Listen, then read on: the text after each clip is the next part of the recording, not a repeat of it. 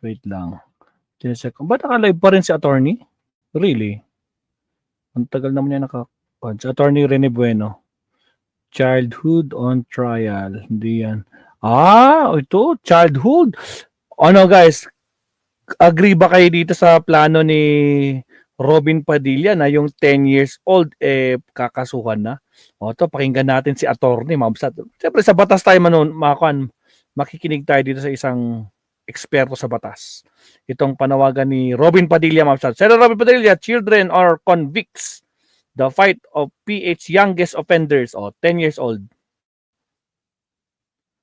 Yeah. Pakinggan natin. This is how you ignore you.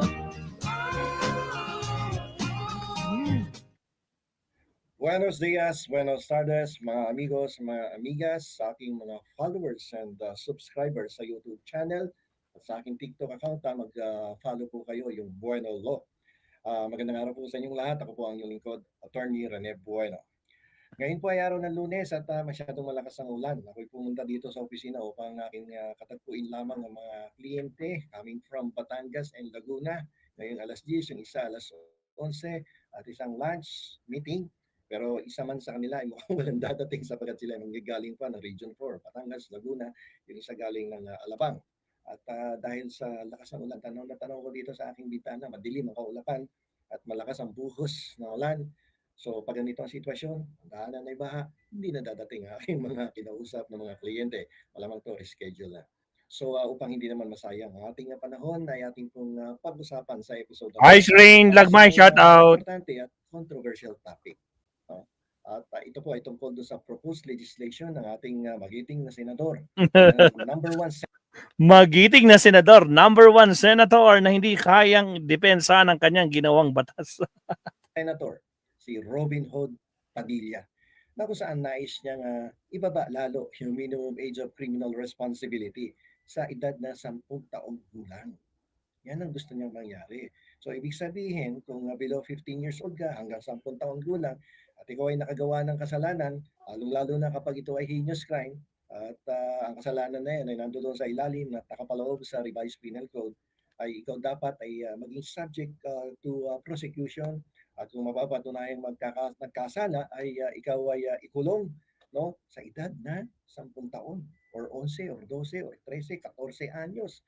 No, you will be held criminally liable. Elementary yan guys, elementary yung 10 years old. Tingnan, no? 10 taon nakikita mo inaresto, no? Tapos dinapot, dinala sa kulungan, and then the corresponding criminal charges will be filed against the child, 10 years old, and then will be subject to this judicial system, yung judicial system natin, harap sa hukuman. Grade 4. Parang hindi tama. Alam niyo kung bakit? Kasi may scientific studies tayo dyan na according to sa mga psychologists at iba pang pag-aaral ng ating mga dalubhasa sa pag-aaral sa mental development, wala pa sa full discernment ang mga kabataan na ganyan ng edad sapagkat hindi pa nila naiintindihan ang mga consequences ng kanilang mga actions and activities in the event na mag-commit yan ng violation of our existing laws kasi wala pang discernment yan eh. Hindi yan katulad ng matured na ng mga tao na 18 pataas. No? Malayong-malayo yan. Nasa development stage pa ang utak, ang mental capacity niyan, hindi mo pa maikukumpara sa edad ng isang taong nasa majority age na. So kung kaya't ang ating batas sa ilalim ng Juvenile Justice and Welfare Act ay sinasabi na kapag ganyan ang edad ng mga kabataan na nagkasala ay kinakailangan dumaan sa isang rehabilitation program.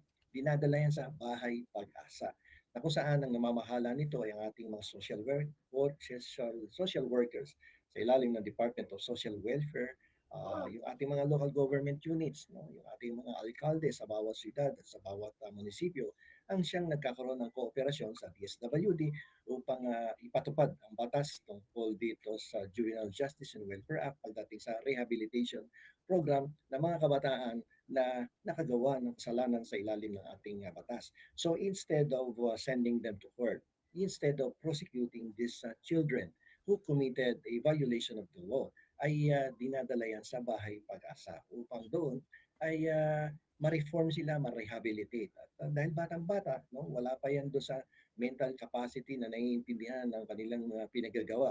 So ang ginagawa ng batas yan, ng ating pamahalaan ay binibigyan ng rehabilitation yan. So, sa ilalim kasi ng ating batas, no, kapag ikaw ay below 15 years old, wala kang criminal liability miski na kapag tumit ka ng isang krimen. Dahil nga ang turing dyan ay hindi pa yan masyadong nakakaintindi ng kanilang mga ginawa at wala pang full discernment dyan, wala pang mental capacity to understand the consequences of his action.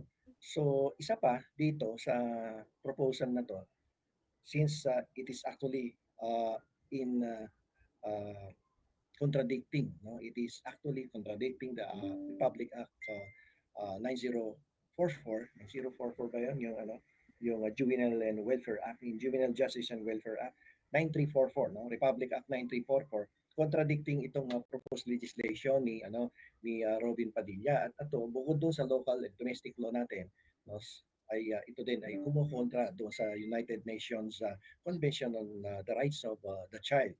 Kasi dito signatory tayo dito sa convention na to, na kung saan ang advocacy nito dapat maging child friendly ang ating justice system.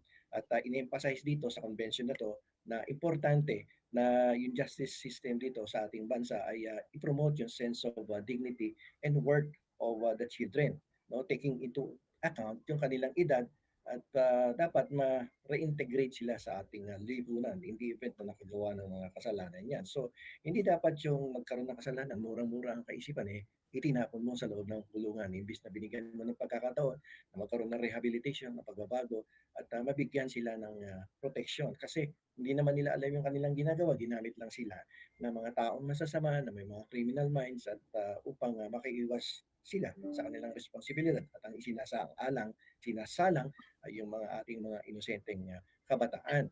So, naiintindihan din naman natin yung yung posisyon ng ating putihing senador dahil siguro ang nag-drive sa kanya para i-propose itong legislation na to ay dahil nakikita niya na marami din talagang sindikato na gumagamit sa mga kabataan na ginagamit silang instrumento upang makagawa ng mga activities in violation of the law. Katulad niyan, nagagamit yan sa mga isang halimbawa ay yung pagnanakaw.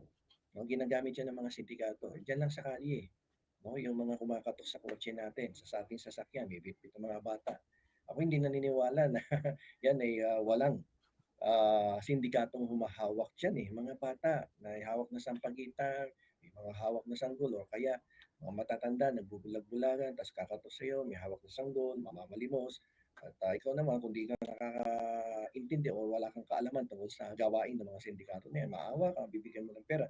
Pero ako dati nagbibigay ako dyan pero ngayon hindi na ako nag-aabot sapagkat alaman ko na mga hawak na sindikato yan. At magtataka kayo, no? Pagdating na alas 8, alas 9 ng umaga, bigla naglilitawan yan sa highways, dito sa may Katipunan, sa Ortigas, meron yan At biglang mamamalimos. Pagdating ng alas 5, alas 6, nawawala na lahat yan. At minsan na-tiyempo ako yan Nagsisisaka yan sa isang jeep. No? May sumusundo. At sigurado, tatanungin mo yung sarili mo, sino yung sumusundo dito sa mga namamalimos na to sa lansangan? So definitely, sindikato siya. May humahawak na sindikato at in-exploit itong ating mga kabataan na gumawa ng hindi tama at na nagkakaroon tuloy ng criminal liability yung mga bata. So, ang nararapat dito sa ating pamahalaan ay instead na ipatupad o gawing batas o proposed legislation ng ating senador na si Robin Padilla, imbis na yung mga kabataan nasa murang edad na yan, hindi naman nila alam kung ano yung kanilang ginagawa, ay yung mga sindikato ang ating pagtuunan ng pansin. No, sila yung targetin natin. Narangan tayo ni attorney. Wait lang. Makulong, no, i-prosecute natin sapagkat sila yung may kasalanan dito. Sila yung nakakaintindi. So hindi yung mga kabataan ang dapat mag-suffer dito at makaranas ng kaparusahan sa ilalim ng ating batas. Mga minors to no? So dahil dito, siguro itong proposal na batas na to ni Robin Padilla ay he will be facing significant legal challenges. At ako ay naniniwala na walang kahihinatnan ng proposal na dahil basura ba, attorney? ito ay contrary to sa provisions of our existing Juvenile Justice and Welfare Act. Ito din ay kumukontra doon sa advokasya ng ating United Nations Convention on the Rights of the Child, no? At malamang hindi to uusad at maraming kontra dito, lalo na yung mga nag-a-advocate sa karapatan ng mga kabataan, ng mga minoridad. So nag-ano yan kasi kung pag-aaralan mo talaga, May na ba? it runs counter Naka full volume to naman. the international child rights standards, no, na kung saan hindi dapat ganun Nakasagad yung volume. age of criminal responsibility. Sobrang Macaron, shout out. Sir Leonardo Ansag, shout out. Liable ang mga batang in conflict with the law. Okay? So kung i-criminalize mo yan, yung mga ganyang klaseng parte ng ating populasyon, yung mga kabataan na mura-mura ang edad, ay gagawin mong criminally liable, ay hindi magandang ang idudulot niyan, no, sa ating lipunan, na kung saan makikita mo ang ating mga kabataan nandun sa loob ng kulungan at malakas ang impact niyan, no, sa kanilang buhay, sa kanilang kinabukasan, na instead na ilayo mo sila doon sa environment na inilalagay sila sa mundo ng kasalanan, ay gawan natin ng paraan kung paano natin sila matutulungan, no, ma-rehabilitate sila at magkaroon ng pagbabago sa kanilang buhay.